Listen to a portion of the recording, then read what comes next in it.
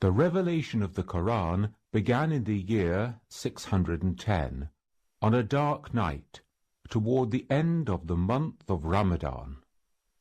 Muhammad had gone to spend time in deep meditation and spiritual retreat in a cave on Mount Hira, just outside Mecca. A light appeared on the horizon and drew closer. Eventually it was identified as the Angel Jibril, Gabriel. Jibril halted a distance away from Muhammad and spoke the word iqra, commanding him to recite or speak forth. Muhammad did not know what to do.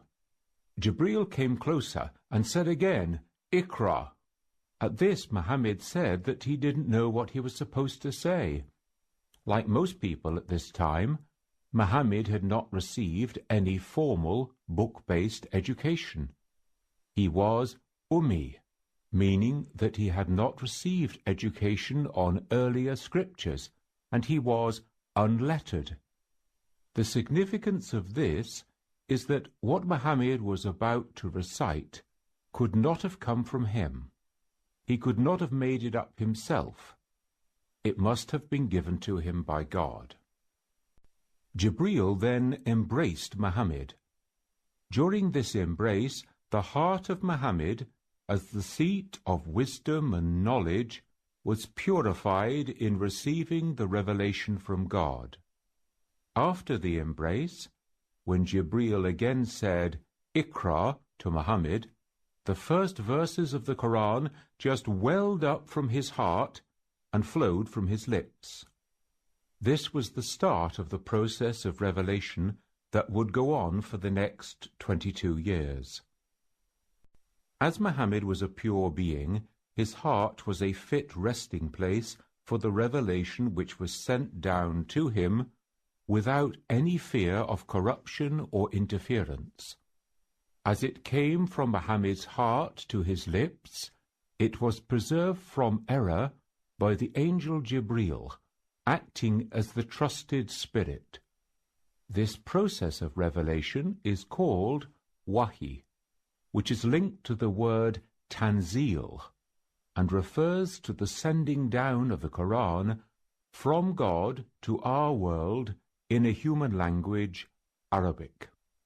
For a further 22 years, the Qur'an continued to come down to Muhammad in a series of revelations, with occasional intervals.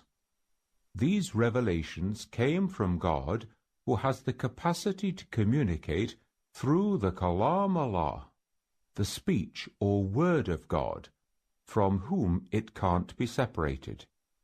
It exists beyond time with God, and not here on earth. By tradition, the Kalam Allah is contained on the preserved tablet, al-Lawh al-Mahfuz, in heaven. From here it has been sent down to prophets in various languages throughout human history. The Qur'an is the earthly deposit of the speech of God in Arabic.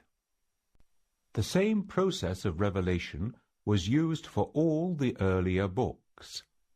So the Qur'an says that revelation was sent down, for example, to Moses, to Jesus, and to Muhammad. The Angel Jibril was the agent in those earlier revelations too.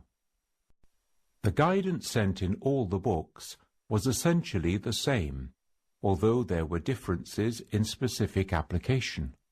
We don't know how many books were sent throughout human history, or how many messengers there were. Each of these originally was a complete guide to living a God-conscious life. Our problem is that we can't be sure that what we have in the Hebrew Bible or Gospels today is exactly the same as the original revelations. That is why the Qur'an was needed as the final and definitive text. It corrects earlier error and gives clear guidance on matters that have become unclear.